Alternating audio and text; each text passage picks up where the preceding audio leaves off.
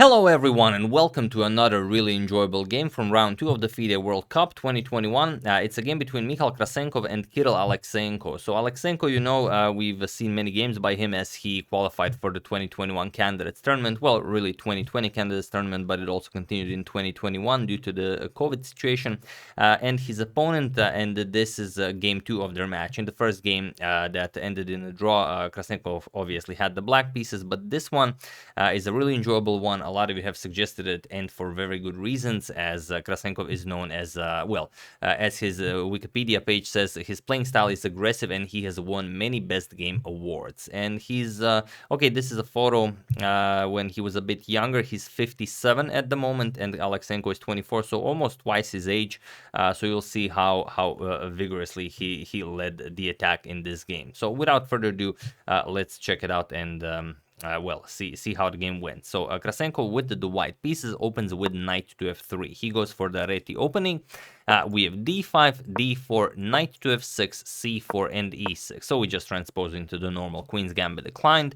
We have g3 now, going for the Catalan, and now bishop to b4 with check. We have bishop to d2, and now that black made white develop this light square bishop poorly like this, he just goes back, bishop to e7. We have bishop to g2, and now both players just castle. We have castles, and knight b to d7. So both players just continuing development. This is nothing new. It's been played many times. So queen to c2, white also continues development. c6 now strengthening the center, and rook to c1. There are many possible moves here. Rook to c1, one of the more popular ones. We have a5, trying to grab more space here on the queen side, and now a4 by white. We have rook to e8, and here there are a couple of games that reach this position. Usually people go with some like bishop to f4 or knight to c3, but here Krasenkow went knight to a3, and it is now as a move 11 that we have a completely new game. So let's see how Kirill continues here. Here, after knight to a3, we have bishop to d6. He shifts the bishop to this, sort of a better square as he controls this diagonal. And now bishop to f4. And you don't really gain anything by doubling white's pawns here. If you capture, then you already have these nice pawns. The knight is coming to e5, and it's going to be a very nice setup for white. So here, black, of course, goes e5, and why wouldn't he? If white allows it, you, of course, will play it. And now we have a capture fest here in the center of the board. It's been a while since we've had one. D captures on e5, knight captures, we have bishop captures, c captures, knight captures, and now knight captures on e5. We have rook captures on e5, and now only after the c4 square has been freed, as the pawn is no longer on d5, knight to c4. So the knight is actually rerouted to a very active square. We have rook back to e8. It also came to c4 with tempo. So rook back to e8, and now rook to d1, putting pressure on the knight, and also just having some ideas of maybe e4 attacking the pin piece. So bishop to e6, black even allows this, because now after we play e4, which was played in the game, black had knight to b4 in mind. Now saying, okay, we can trade queens. You capture here, I'm going to capture on c2. So queen to c3, white just moves the queen to a more active square, and keeping the black queen attacked here. So queen to c7, now black rooks are also connected, and now knight to d6. There's this one moment to do this, because if you allow rook 8 to d8, then you will no longer have this move. And now, of course, white will cement his knight on d6 with a move like e5. Rook to e7, the rook on e8 is under attack, and now e5, defending the knight here. Queen to b6, and now white starts, just doubling rooks on the d file. You have to get the last piece into the game. So rook to d2, and now knight to d5, centralizing the knight again, checking if white is willing to give up his strong bishop, but of course white is not interested in that. We have queen to c2, and now rook to d7. Black will now also double rooks on the d file. So rook 8 to d1, rook 8 to d8, and now comes rook to d4. White slowly grabs more space here. He keeps an eye on his a4 pawn now with the pawn and with the rook and with the queen, and also you can shift the rook into the attack if needed, and if black allows it, of course. So knight back to b4 now, attacking the queen, and queen to c1 now. We have h6 by black, and now comes rook to h4, and this is sort of where the fun really starts here. Black has to decide how to continue this game.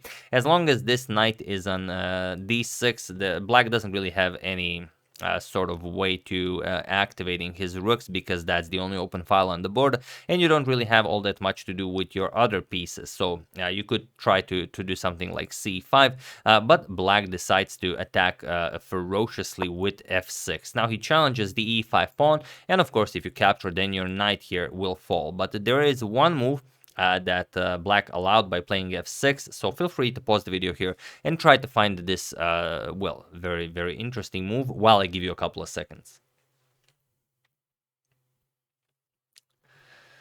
So for those of you who were able to do it, congratulations on, well, always trying to sacrifice something. And for those of you who just want to enjoy the show, it's rook captures on h6. Of course, this is how we start the attack. And I know a lot of you guys thought, well, of course, it's rook to h6. But the question is, how do you continue the attack? It's not all that easy to bring your other pieces to help you out with the attack. There's no good way to, you know, bring the knight into the attack. You can't really do any rook lift here. The g3 pawn is in our way here. The queen guards this square, so we can't really, you know, bring the rook into the game this way. So it's a very interesting sacrifice. And well, black now has to capture, because if you don't capture it, it just means that you haven't considered it, and I mean, no one admits that. So here g captures on h6, queen captures on h6, and now well, although you would really enjoy capturing on e5, if you do this, then queen captures on e6. Of course, everything falls apart for black.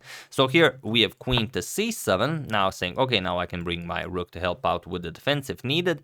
And here queen captures on f6. Now attacking the bishop here, and bishop to b3. Here black is still trying, of course, to play for advantage. Maybe you know, just a nice rook captures on d6 would make life a little bit easier for black. Captures, and the game continues from here. But black wants to, you know, keep everything. He plays bishop back to b3, and now white plays bishop to h3. Now attacks the rook here and says, what are you gonna do?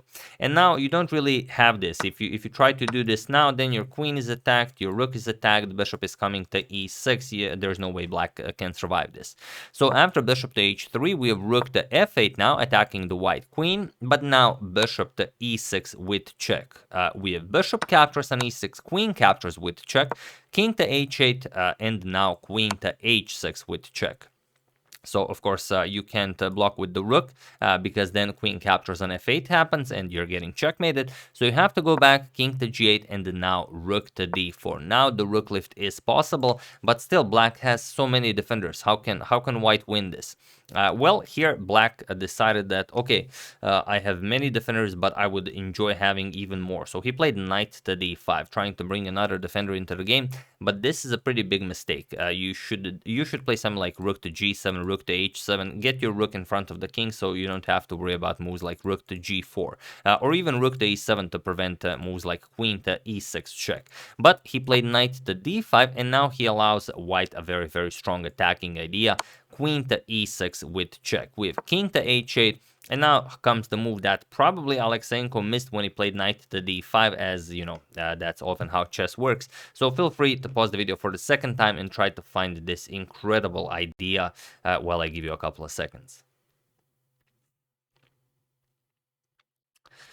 So for those of you who were able to do it, congratulations on spotting this. Well, it's not very often that we go forward with the knight, but it is, of course, knight to e8. And congratulations to everyone who found this.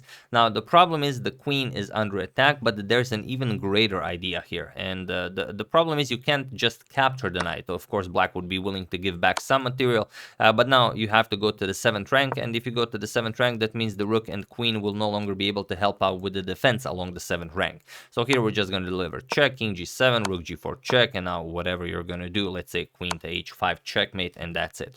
So instead, after knight to e8, we have queen to d8. Okay, now black says, okay, how are you continuing the attack?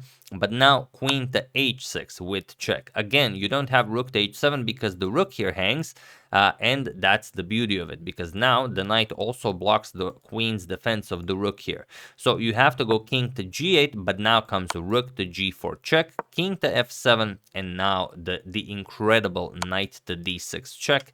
And he was in this position on move 41 that Kirill Alekseenko resigned the game, as the first game ended in a draw.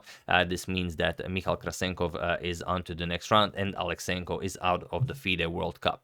So here you resign because it doesn't matter what you do. You're in check, and if you just, for example, move the king to e7, it quickly ends. Rook to g7 check, rook to f7, and of course rook captures will be checkmate without the help of the queen even. Okay, the queen helps out by checking out that e6 square, but it's also very nice as it is. But after knight to d6 check, if you don't move it, if you capture the knight, it doesn't help you, because now rook g7 check, king to e8, and now the very nice queen h5 check, while the rook covers the entire 7th rank. So the king has nowhere to go. You have to block with something, and now it always means that you have to start giving up pieces, and once you give up everything, it of course ends in checkmate.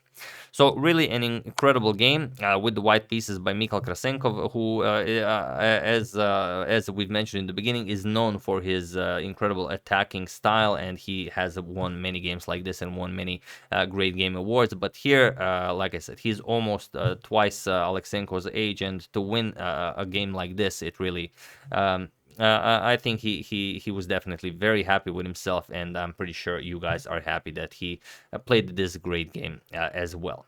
Put a smile on my face, that's for sure, and it's always enjoyable when someone accomplishes something like this in such a big tournament.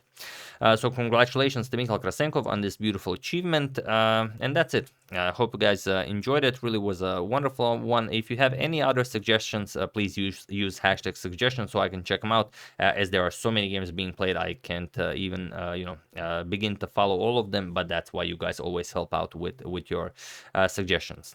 So yeah, once again, hope you guys enjoyed it. I would like to thank David Kimura, Luong Ha, Roger Raj, Nikki Slana, and John Mullen for a contribution to my channel. Thank you a lot, I really appreciate it.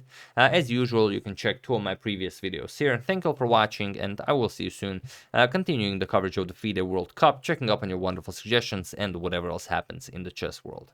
So thank you all, I will see you soon, and have an excellent rest of your day.